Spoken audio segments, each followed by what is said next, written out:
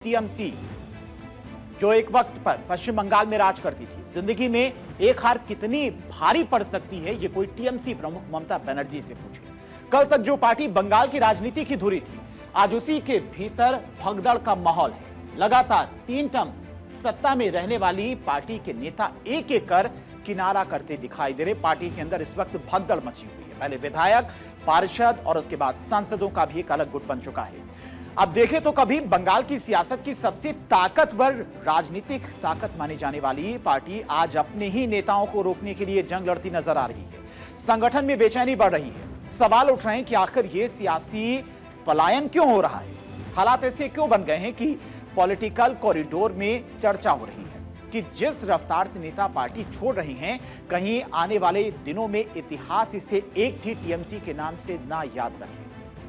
क्योंकि जिस तरह से करारी शिकस्त हुई पश्चिम बंगाल की विधानसभा चुनाव में, उसी के बाद से लगातार पार्टी से जो तमाम पुराने और दिग्गज नेता थे वो भी किनारा करते नजर आ रही हैं। अब टीएमसी में इन दिनों सबसे ज्यादा अगर कोई चीज दिखाई दे रही है तो वो है भागम भाग। कभी बंगाल की राजनीति में अपराज्य दिखने वाली पार्टी के सामने अब अपने कुनबे को बचाए रखने की चुनौती खड़ी है। नेताओं के लगातार पलायन ने विपक्ष को हमला करने का मौका दे दिया है और सवाल उठने लगे कि क्या पार्टी के भीतर सब कुछ ठीक है या फिर किसी बड़े सियासी संकट की आहट है। अब किस तरह से टीएमसी में भागम भाग देखने को मिल रही, किस तरह से विधायक, सांसद और पार्षद पार्टी छोड़े, तो वो भी आपको बताते हैं। सांसद 20 लोकसभा सांसदों की टूट की खबर है। 58 विधायकों ने अपना अलग गुट बना लिया है। ऋतव्रत बनर्जी को अपना नेता मान लिया है। इसके अलावा मेयर की बात करें तो दीदी का खासम खास फिरहाद हकीम ने इस्तीफा दे दिया है। इसके अलावा पार्षद आए दिन टीएमसी पार्षद इस्तीफा दे रहे हैं। अब तक 150 से ज्यादा पार्षदों ने इस्तीफा दे दिया है, पार्टी से किनारा कर लिया है।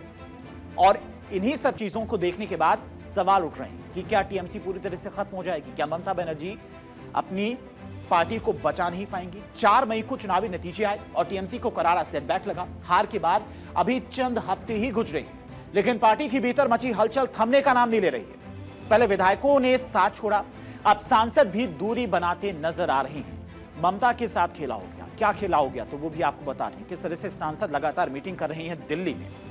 अब भूपेंद्र यादव के घर पर मीटिंग हुई। टीएमसी के 14 सांसद मौजूद थे, उनके साथ में मुख्यमंत्री शुभेंदु अधिकारी भी मौजूद थे। कल ये मीटिंग हुई थी। अब शताब्दी रॉय के घर पर जुटे टीएमसी के 8 सांसद, यानी कि लगातार गुटबाजी हो रही है, बैठकें हो रही हैं। इससे पहले 58 विधायक पार्टी से अलग हो चुके, अपना नेता प्रतिपक्ष मान चुके ऋतव्रत बनर्जी को।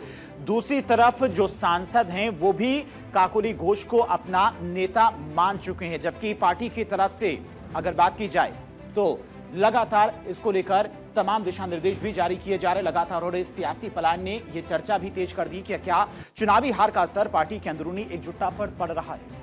जिस रफ्तार से नेता किनारा कर रहे हैं उसे देखकर इतना तो साफ है कि पार्टी में सब कुछ ठीक नहीं है। और कभी मजबूती की मिसाल मानी जाने वाली पार्टी आज अपने ही कुनबे को संभालने की चुनौती से जूझती दिखाई दे रही है। सांसद भाग रहे हैं, पार्षद पार्टी छोड़ रहे हैं, मेयर पार्टी छोड़ रहे हैं, विधायक भी पार्टी छोड़ते नजर आ रहे हैं। खत्म होने की कगार पर इस वक्त टीएमसी है।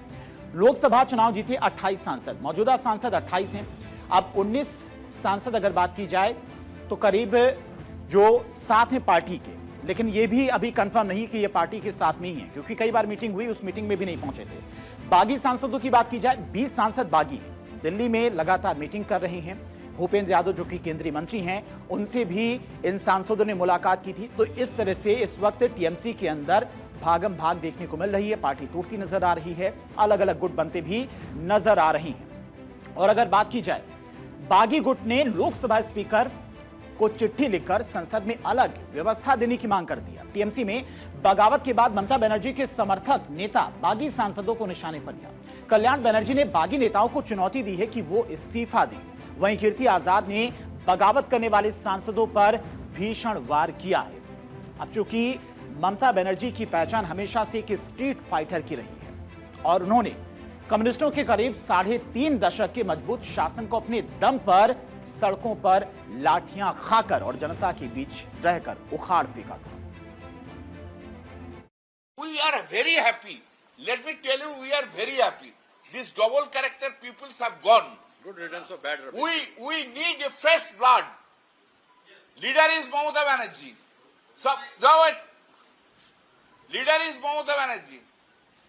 मेरा साथ मामाटी मानुष है, माँ मेरा पार्टी है, मेरा साथ पार्टी है, मेरा साथ वर्कर है, मेरा साथ पश्चिम बंगला का पब्लिक है।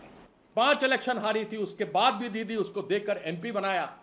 तुमको सिर्फ एक चीफ विप से हटा दिया क्योंकि तुम पार्लियामेंट में नहीं आती थी। मैं वहां पर रहता था, कल्याण दा था, तो कम से कम विप के माध्यम से मालूम होता था कहां क्या कार्यक्रम होगा। तुम विप बना तो तुम आता ही नहीं था, फोन पर इंस्ट्रक्शन देता था। अरे कुछ तो गैरत रखो, वो चिट्ठी तो सामने लाओ जो स्पीकर को तुमने दिया है। तो ये तो स्पष्ट है कि तुमको बीजेपी में जाना होगा, तुम अलग गुट में खड़ा नहीं हो सकता, क्योंकि यह कानून में, संविधान में लिखा हुआ है। या तो ये बताओ तुम्हारा अध्यक्ष कौन है पार्टी का, क्या तुम इलेक्शन कमीशन में रजिस्टर्ड हो, ये बताओ। ये सारी चीजें उनसे जानना चाहते हैं। ममता बनर्जी की पहचान हमेशा से एक स्ट्रीट फाइटर की रही है। उन्होंने कम्युनिस्टों के करीब 3.5 दशक के मजबूत शासन को अपने दम पर सड़कों पर लाठियां खाकर और जनता के बीच में रहकर उखाड़ फेंका था। लोग उनकी सादगी, उनकी हवाई चप्पल और उनकी सूती साड़ी के कायल थे। लेकिन इस चुनाव खुद उड़ गई है, मतलब उनकी पार्टी डबल डिजिट पर पहुंच गई है। हार के बाद उनकी पार्टी के नेता अब बगावती हो चुके हैं। ममता की पार्टी का किस तरह से खेला हो रहा है, किस तरह से पार्टी टूट रही, वो भी आपको समझाते हैं। 3 जून की बात करते हैं, 58 एमएलए ने अपना एक अलग गुट बना लिया। 8 जून की बात करते हैं तो 20 लोकसभा एमपी बागी हो गए, अलग गुट उन्होंने भी अपना बना लिया। रितबत बनर्जी बागी गुट के नेता बन गए। जो विधायक थे उन्होंने अपना नेता मान लिया रितबत बनर्जी को। 8 जून की बात करें तो काकोली घोष दस्तीदार बागी गुट की नेता बनाएगी, यानी कि जो बागी सांसद थे उन्होंने काकोली घोष को अपना नेता मान लिया है। यानी कि अलग ही पार्टी चलती नजर आ रही है। आधे सांसद किसी और को नेता मान रहे हैं, आधे सांसद किसी और को नेता मान रहे हैं। काकोली घोष ने ममता बनर्जी के खिलाफ मोर्चा खोल दिया है। उन्होंने अपने साथ 20 सांसदों के साथ होने का दावा किया। उन्होंने फिल्मी स्टाइल में ममता बनर्जी और उनकी पार्टी के नेताओं को जवाब देते हुए कहा कि अब सर कटेगा लेकिन झुकेगा नहीं। 84 से ममता बनर्जी के साथ हूं और 96 से लेकर 2001 तक 2005 में काउंसिलर इलेक्शन में मुझे लड़ाया, मैं लड़ गई। और किसके खिलाफ लड़ी? वहां तब बामफ्रंट थे, कहीं चीफ मिनिस्टर के खिलाफ, कहीं चीफ विप के खिलाफ, कहीं मेयर के खिलाफ। मैं तो लड़ते लड़ते यहाँ आई हूँ। मेरा सर कटेगा लेकिन झुकेगा नहीं। मैं बहुत सह लिया। ऐसा जो विश्वासघात बोलता है उनको ये याद रखना चाहिए कि मैं 2011 में ममता बनर्जी मुख्यमंत्री बनने का बाद यहाँ नहीं आई। मैं 40 साल से यहाँ लड़ रही हूँ और मैं जैसे कहा, ये लोग का बात को मुझे कुछ असर नहीं होता मुझ पर। अब बागी सांसदों में पूर्व क्रिकेट खिलाड़ी यूसुफ पठान का भी नाम है, जिसके बारे में कुछ दिन पहले कहा गया था कि उन्होंने ममता बनर्जी के लिए अपनी संसदीय सीट छोड़ने से मना कर दिया है। यूसुफ पठान अब ममता बनर्जी की नजदीकी नेताओं के निशाने पर है। महुआ मोइत्रा ने सोशल मीडिया एक्स पर लंबा चौड़ा पोस्ट लिखा है, जिसमें उन्होंने बहुत सारी बातें लिखी हैं। और इस पोस्ट में महुआ मोइत्रा ने क्या लिखा है तो वो भी आपको बताते हैं। दरअसल उनकी तरफ से सोशल मीडिया प्लेटफॉर्म एक्स पर पोस्ट किया गया और इस पोस्ट में उनके द्वारा लिखा गया कि हमारे जिले ने आपको भारी बहुमत से जिताया है, थोड़ी शर्म करो और थोड़ा साहस दिखाओ। ये यूसुफ पठान के लिए था। महुआ मोइत्रा की तरफ से एक्स पर पोस्ट करते हुए ये बातें कही गई। यूसुफ पठान को लेकर की गई महुआ मोइत्रा की पोस्ट पर बीजेपी विधायक शंकर सिकंदर ने निशाना साधा है। सुनिए। देख रहे हैं कि चुनाव होने के बाद ये पार्टी का जो सिचुएशन है वो एक ही महीने में पूरा एक ही बारे खत्म हो गया। अब एक पार्टी कब ज्यादा स्ट्रेंथिंग होता है? जब उसका कुछ आइडियोलॉजी होता है। ये जो पार्टी है, ये पार्टी का कोई आइडियोलॉजी नहीं है। ये पार्टी का आइडियोलॉजी एक ही है कि कैसे काट मनी लिया जाता है, कैसे पैसा उठा जाता है बाजार से। ये लोग सरकार पे नहीं है तो इसके हाथ पे क्षमता भी नहीं है, और क्षमता नहीं है मतलब वो बाजार से पैसा भी नहीं आएगा।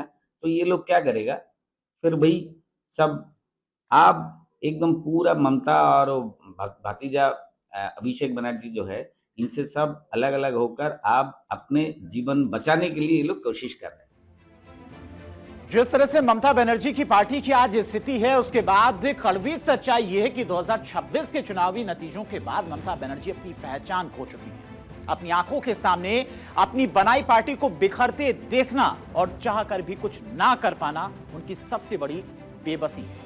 अपनी राजनीतिक विरासत को बचाने की लड़ाई में वे इस कदर हार चुकी हैं कि आज वे सिर्फ और सिर्फ एक महत्वाकांक्षी भतीजे की लाचार बुआ बनकर रह गई हैं। अब सबसे बड़ा सवाल यहां पर यह कि क्या ममता बनर्जी फिर से अपनी पार्टी को एकजुट कर पाएंगी, क्योंकि पार्टी के अंदर कई एक साथ आवाजें उठ रही हैं, कई गुट बनते नजर आ रही हैं।